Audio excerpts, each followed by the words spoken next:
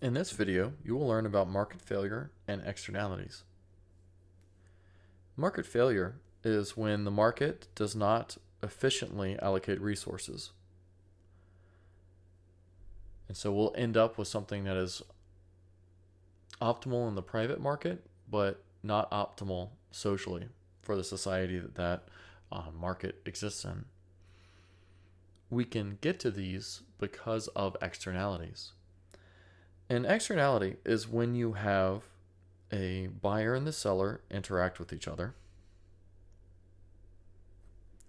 but then some third party is affected by that transaction. Now, if they suffer from the transaction, that's what we call a negative externality. If they benefit from the transaction, that's what we call a positive externality. So in this, if there is an externality and it hurts the third person, it's negative. And if it benefits the third person, it's positive. So let's look at examples of each. For both of these, we're going to start off to find the equilibrium in the private market first. So we'll look at E0 with an equilibrium price of 650 and an equilibrium, it looks at about quantity about 45,000. Notice that we have a different supply line. Same demand line, but different supply line. And there's a different supply line for the social. And our social supply is less than the private supply. So when we find the social equilibrium, we come over and we find the social equilibrium price of 700 and social equilibrium quantity of looks at about 40,000. Now, another example of a negative externality could be smoking, and that's part of the reason that you've seen specific taxes on cigarettes is because of the negative externalities that smoking presents, from secondhand smoke to additional public resources that are needed towards the end of a smoker's life for their lung damage, to the cigarette butts that are around the buildings, whether it's for a business or it is for customers that are throwing the cigarette butts on the ground. You still have to pay someone else to pick those butts up. And so because of this, or because of these negative externalities, the government could step in and create an additional tax on these suppliers of cigarettes. This will decrease the supply line, just like we see here in this example with social supply, which will increase the price and then decrease the overall production of that product that has the negative externality. So the solution for a negative externality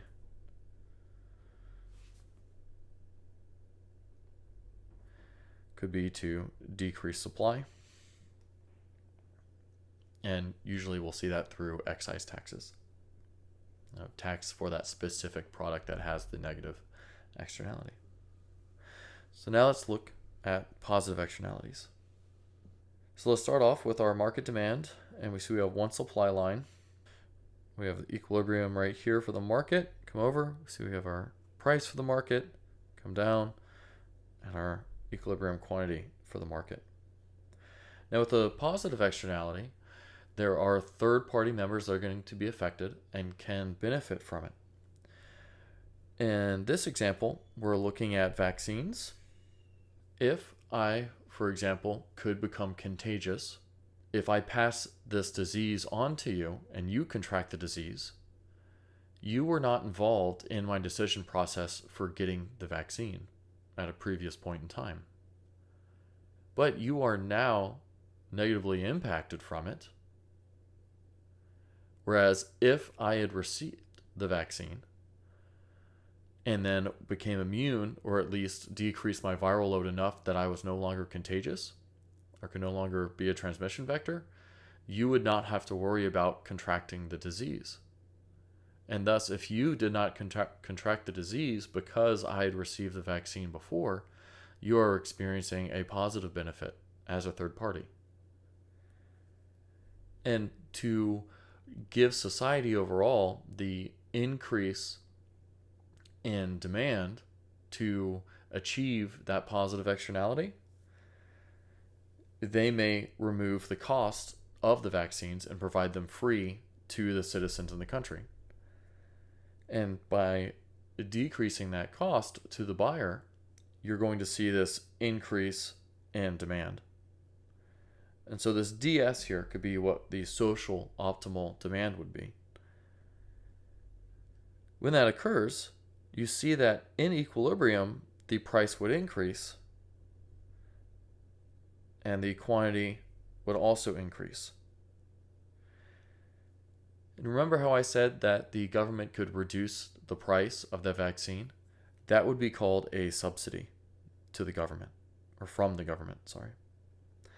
And then we come down and we look at that original demand in the market before the subsidy to find out what that market price would have been.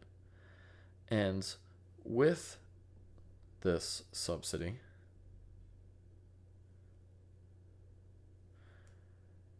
we'll see price artificially lowered to meet that original market demand while still keeping the quantity and the socially increasing. So if we have a positive externality, then one solution is to increase demand, and it can be done through subsidies. And you have learned market failure, negative and positive externalities.